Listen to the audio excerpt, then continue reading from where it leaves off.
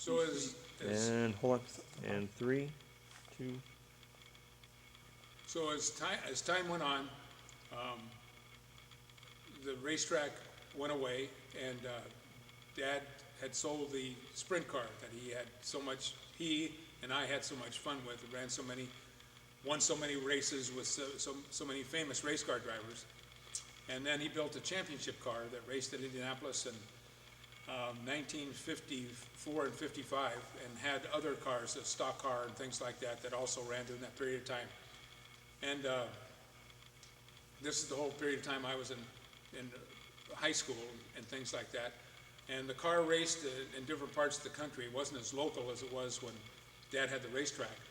So even though I followed it religiously and things, I never got to see it run as much as I did when he had a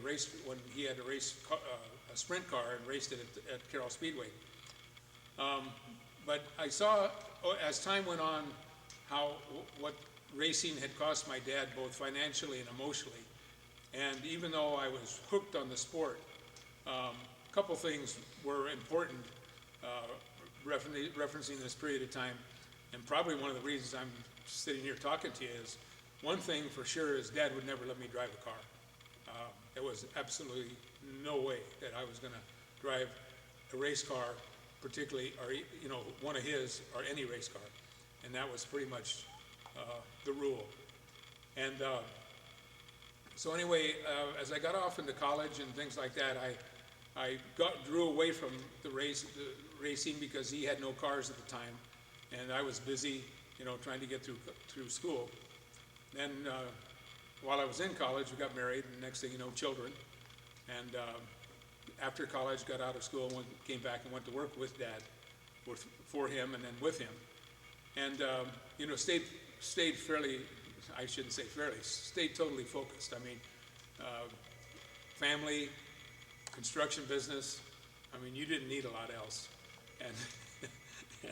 And worked like all people do, as hard as they can to get wherever they can in life. And lots of ups and downs. Still kept my ear to the ground, referencing racing. I'd follow some of the people that used to drive some of my dad's cars, and unfortunately would read from time to time where some of them lost their lives, and that was kind of traumatic for me. But I understood how dangerous the sport was. So anyway, as time goes on, I finally get out of the construction business and start a business called Trench Shoring Company, which I have to this day. And my oldest son Kevin runs that company now. But anyway, I still had this lingering fascination with automobiles. So Tom, cut just for a second. Wait, hold 1 second. No, No, cut no. camera. Oh, shoot.